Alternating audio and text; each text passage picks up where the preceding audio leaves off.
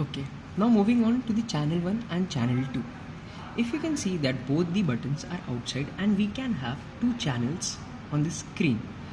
These two channels on the screen means that you can plot two signals simultaneously. If let's say you want to use only channel 1, what you will do is you will switch in the channel 1 and then only one channel, that is channel 1, is working. Now what if you only want channel 2 to work?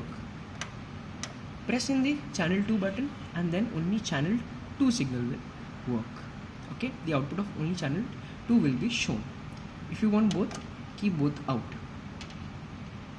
Channel 1, channel 2.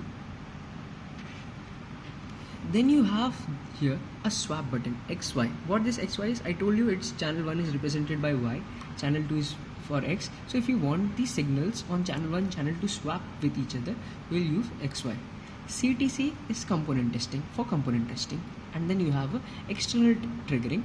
Okay, if you want to apply external input signal, you can see it has 200 volt maximum AC plus DC. Now let's go on to these parts which you will be frequently using. The first one, I'll like to talk about this channel 1. You can see here it's written volt per division. Volt per division shows us the significant length of signal on this graph. If you have a volt per division set on 1 and the signal is up to this level, okay, the first block, so you have like 1 multiplied by 1, that is it is 1 volt signal. तो in short you can understand it's a voltage per division, मतलब एक division पे कितना voltage होने वाला है. This is for changing its Y axis length. Similarly you have on channel 2. Okay, on channel 2 again you have this voltage per division and you have this 2 varied on the y-axis vertically.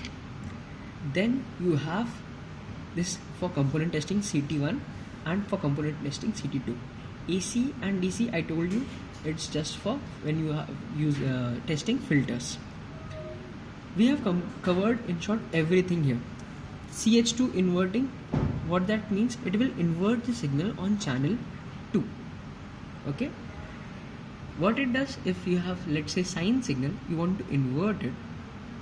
Okay, so you have to switch in this button. Then next we come to the time pace or the time per division. That means for how much length you must see the signal. If you want for 1 block or 2 blocks the signal to continue, or for 3 blocks, you change this time per division. The next is the hold off. If the signal is running too fast, you need to change the hold, okay, to hold the signal at a particular instant. It won't actually hold it, okay, it will just reduce its speed of running so you can properly see the signal. Then you have this caliber. You need to actually keep it off, it's not much used. It's again used for when you are using filters and everything, but that won't be necessary. Then you have this CT1 and CT2 and COM is common. CT1 and CT2 is for component testing. You need to plug in like resistor or probes here, and then you can, if its graph is matching the proper graph or the actual graph which should come, then the component is fine. In that we end this oscilloscope.